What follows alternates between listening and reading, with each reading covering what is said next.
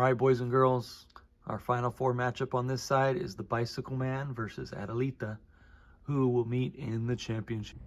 The Bicycle Man by Alan Say.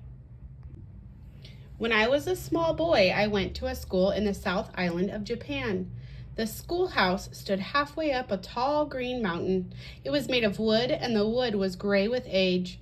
When a strong wind blew, the trees made the sound of waves, and the building creaked like an old sailing ship. From the playground, we could see the town, the ships in the harbor, and the shining sea. One fine spring day, we had our sports day. All the children and teachers were out in the playground long before the first bell rang. Did everybody remember to bring a headband? Asked Mrs. Morita. She was our first grade teacher. Eagerly, we showed her our headbands. They were red on one side and white on the other. Remember, we're on the red team, she told us. We swept the playground with all the brooms in the school. We tied colored flags and streamers to bamboo poles. We drew white lines on the ground with powdered chalk. Our parents came carrying tiered lunch boxes and kettles filled with tea. They spread their straw mats and sat around the oval track. When everything was ready, Mrs. Morita rang the bell. It was 9 o'clock. The principal stood on the platform and said, "Parents, children, my fellow teachers, let us remember that we are gathered here in the spirit of sportsmanship. Whether we win or lose, let us enjoy ourselves." We cheered and clapped our hands. The youngest children were the first to race. We lined up 6 at a time at the starting line. "Ready, set, go!" Mr. Oka, the art teacher, boomed at us. We first graders leaped out and dashed around the track. Parents and teachers ran alongside of us, yelling encouragement. The older children waved flags and headbands and shouted at the top of their lungs until the mountain echoed the noise like rumbling thunder. The winners went up to the judges' table and received prizes from the principal. The prizes were wrapped in white paper and tied with gold threads. Inside, there were oranges and rice cakes and pencils. By the time the 6th graders finished running, it was lunchtime, and that was the best part of the sports day. My mother had cooked for 2 days, preparing the good things to eat. The layers of lacquered boxes held pickled melon rinds and egg rolls, spiced rice and fish cakes. There were apples and peaches and sweets of all sorts. In the afternoon, we had the tug of war and piggyback races. After that, the grown-ups had a race of their own. Parents and teachers paired up and tied their ankles together with headbands and hopped around the oval. We screamed with delight when they stumbled and fell on top of one another. We were cheering Mrs. Morita and someone's father when a hush fell on the playground. We stopped moving and talking and stared toward the gate. 2 strangers were leaning over the fence and watching us. They were American soldiers. One of them was a white man with bright hair like fire, and the other man had a face as black as the earth. They wore dark uniforms with neckties, soft caps on their heads, and red stripes on their sleeves. They had no guns. "Look how black he is! Look at that red hair," he whispered. The war had been over for only a short while, not even 1 year. American soldiers had a base in the harbor, but we had never seen them in our mountain. I felt afraid. The foreigners smiled and waved at us. When the black man cleared the fence and came toward us, we all drew back and stared. He was the tallest man I had ever seen, and his clothes, such sharp creases, and his shoes shone like polished metal. The soldier walked in huge strides toward the school entrance where the principal's bicycle stood. He pointed at the bicycle and turned to the judge's table. The principal stood up slowly. "He wants the bicycle," someone said. "Maybe he doesn't know what it is." "No, he wants to ride it." The principal walked up to the American and bowed. He looked like a small boy greeting a giant. The tall man gave a deep bow, almost bumping heads with the principal. We started to giggle. We watched them talk to each other with their hands. The principal pointed at the bicycle, then at the man, and nodded. "Yes, you are welcome to ride my bicycle," he seemed to say. The soldier put the palms of his hands together and smiled.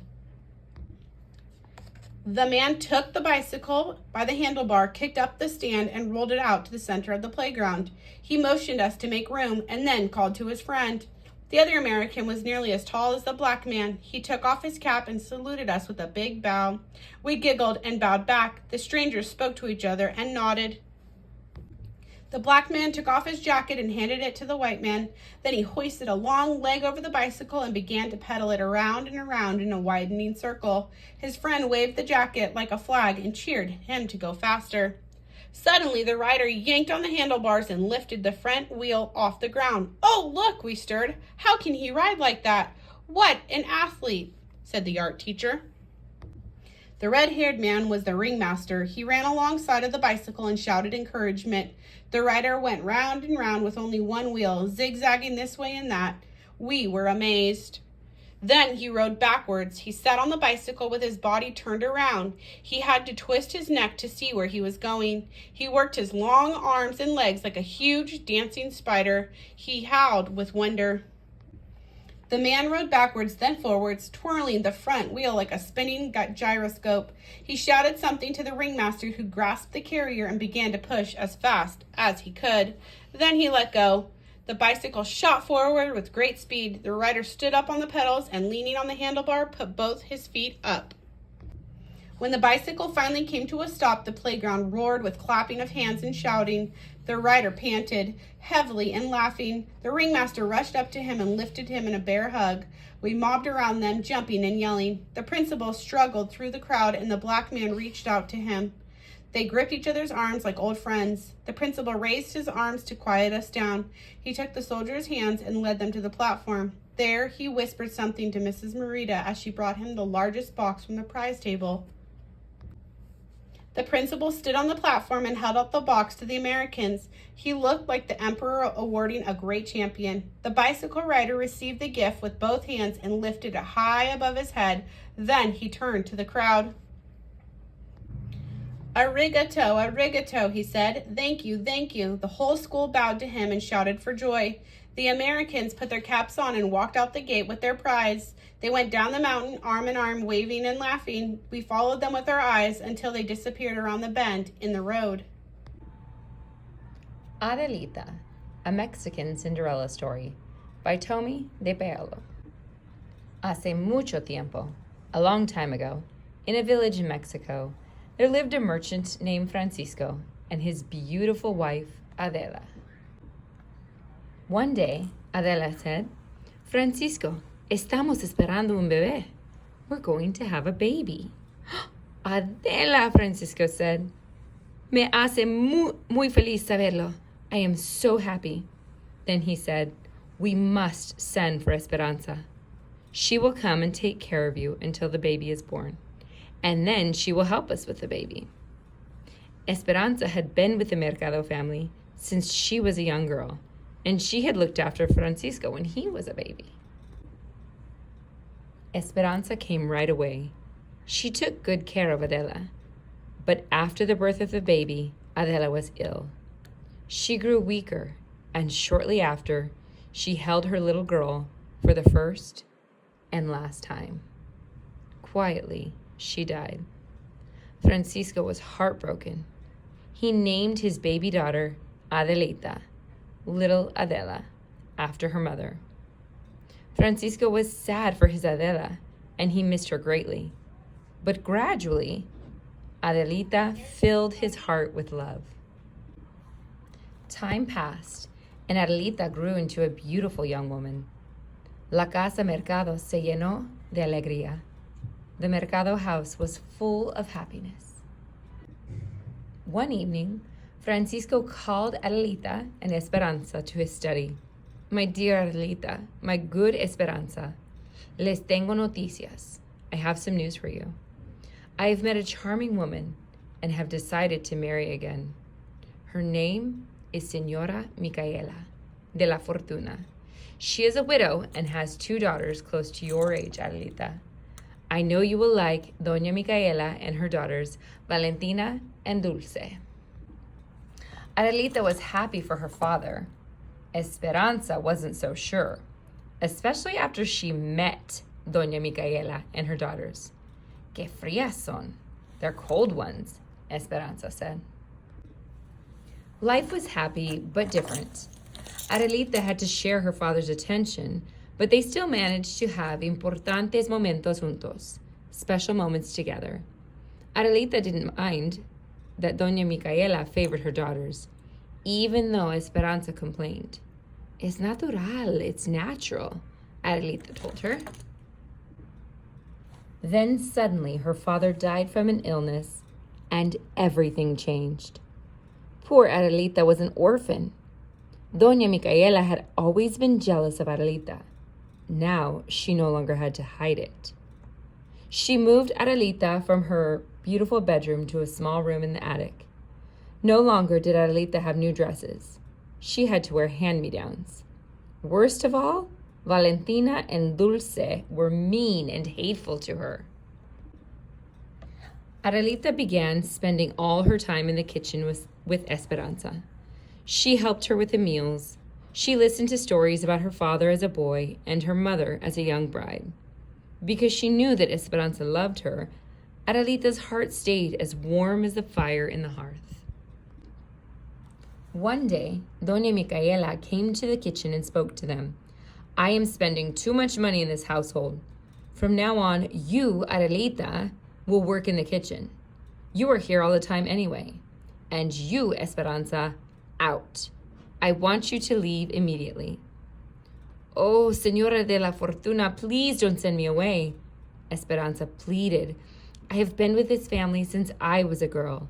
I will work for no money, just for a place to lay my head and a bowl of beans and a tortilla. Oh, please, Mama, Adelita begged. Esperanza can share my room and my food. Out, shouted Señora Micaela de la Fortuna to Esperanza. Then, in an icy voice, she spoke to Adelita. And don't you dare call me Mama again. I am Doña Micaela to you. She turned and left, nose in the air. Entre lágrimas y abrazos, amid tears and hugs, poor Esperanza said goodbye to Adelita and left with her meager belongings. Adelita was in despair. The days ahead held nothing but loneliness and hard work. Adelita had to prepare all the meals, clean the rooms, and fetch and carry for Valentina and Dulce, who became more like maldad y vinagre, meanness and vinegar. Mis hijas, my daughters, Doña Micaela said one morning as Adelita was serving breakfast. El Señor and La Señora Gordilla have sent us an invitation to una fiesta en su hacienda, a party at their ranch, to celebrate the homecoming of their son, Javier. Ooh, Mama, Valentina and Dulce twittered. And, Doña Micaela said with a smile, se rumora, rumor has it, that he will be looking for a wife. The daughters nearly fainted. Secretly, each wanted to be the wife of Javier, and each would do anything to get him. Doña Micaela, Adelita asked as she poured the hot chocolate, may I go too? I knew Señor Javier when we were young. I would love to see him again. Are you serious? Doña Micaela asked. Look at you, so poorly dressed, such a dirty face. I would be too embarrassed to have you in our company. You will stay here. Y punto. That is final. Adelita went back to the kitchen. The next days were busy. Adelita did not have a minute to herself, washing, pressing, sewing ribbons on, taking lace off, at the mercy of every little capricho, whim of the sisters as each tried to outdo the other. So, when Doña Micaela, Valentina, and Dulce left for the fiesta, Adelita went to the kitchen and sat by the fire. Suddenly, the disappointment swept over her and she began to weep. She missed her father. She missed Esperanza. She missed being at the fiesta. Tap, tap, tap. She heard a soft knock at the door. Who is it? Adelita asked. Soy yo, only me. It was Esperanza. Oh, Esperanza, I have missed you so much, Adelita cried. Don't cry, mi pequeñita. My little one, Esperanza said. I am here. I had un sueño, a dream, that Doña Micaela would not let you go to the fiesta. So I had to come help. I have borrowed a cart to take you there. But I have nothing to wear, Adelita said. Come with me, Esperanza said. They went to the Cuarto de Tiliches, the storeroom. Over there, behind those boxes, is your mother's trunk. The key is behind the crucifix. Adelita unlocked the trunk. Inside, she found an old-fashioned, beautiful white dress. Under the dress was a magnificent rebozo, shawl, embroidered with birds and flowers. "Oh, mi mamacita, my little mother," Adelita whispered. Adelita washed and dressed. Esperanza braided her hair and wound ribbons and flowers into it. "Oh, Esperanza," Adelita said, "Doña Micaela will be furious when she sees me." "Don't worry, she will never recognize you," Esperanza assured her. "Now, vámonos, let's hurry." The fiesta had already begun when Adelita arrived. She walked into the room. Everyone turned to look. The room fell silent. Who was this stunning young woman? Señor Gordillo went up to Adelita. "Who do we have here?" he asked. "I'm in disguise," Adelita said with a twinkle and a sweet smile. "Just call me Cenicienta, Cinderella." "Javier, everyone," Señor Gordillo said, "come meet our very own Cenicienta." Javier took one look and fell in love. He danced every dance with Adelita. He brought her refreshments. He never left her side. Adelita's heart was full as well, and all the meanness she had suffered over the years began to melt. But at midnight, when Javier gave her a sweet kiss and declared his love, Adelita was frightened. How could she explain who she was? His family would never allow him to love a kitchen maid. So Adelita ran away and found Esperanza. They hurried home. "I will never forget this night as long as I live, Esperanza," Adelita said. "Gracias, thank you." "If you ever need me, mijita, my little daughter, just call my name, and somehow I will hear you," Esperanza told her.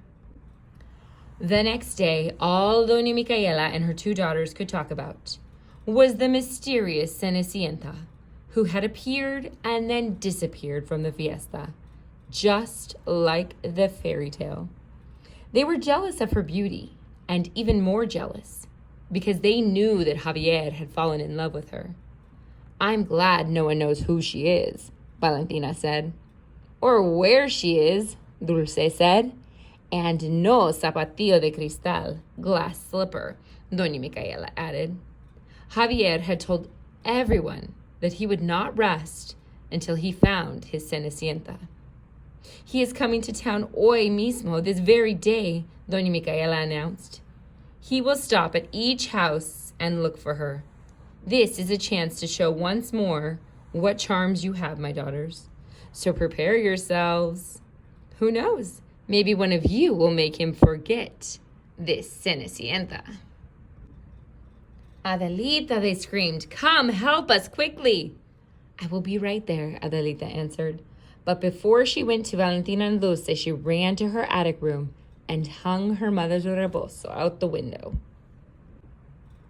She helped the two sisters dress.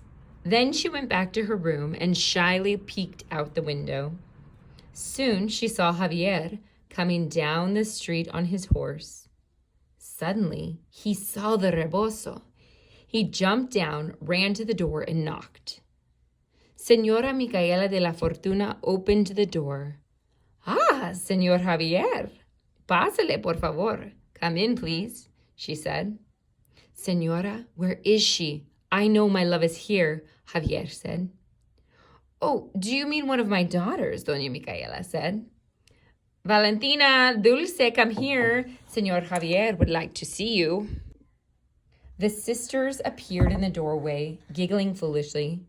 "Buen día. Good day, Señor Javier," they charmed in unison. "Do you remember us? Are you looking for us?" "Yes, ladies, I remember you," Javier answered, "but it's another that I'm looking for." "There's no one else here," Doña Micaela said. "Yes, there is," a voice said. "Are you looking for me, Señor?" There was Adelita, standing at the top of the stairs in her mother's dress and rebozo. My Cenicienta, Javier said. What's going on? Doña Micaela asked, while Valentina and Dulce looked at Adelita in astonishment. It's only Adelita, Doña Micaela, Adelita said as she came down the stairs. Only Adelita. Who are you? Javier asked. I am Adelita Mercado Martinez. We knew each other when we were children. Oh, Adelita, of course. I remember you as a little girl, Javier gasped. I am so happy to have found you again. He smiled. I have come to ask my Cenicienta to marry me. Will you?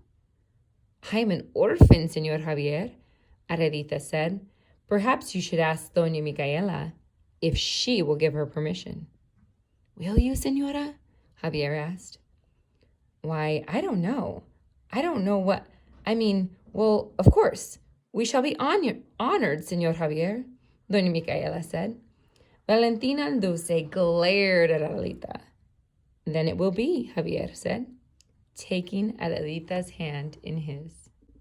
In her sweetness, Adelita invited Señora Micaela de la Fortuna Mercado and her daughters, Valentina and Dulce, to the wedding. Of course, Esperanza was there too. She was going to take care of Javier and Adelita just as she had done before. And just like Cenicienta and her príncipe prince, we shall live muy felices por siempre, happily ever after too, Javier said. And they did. The end. Enjoy both stories and don't forget to vote and see who makes the championship matchup.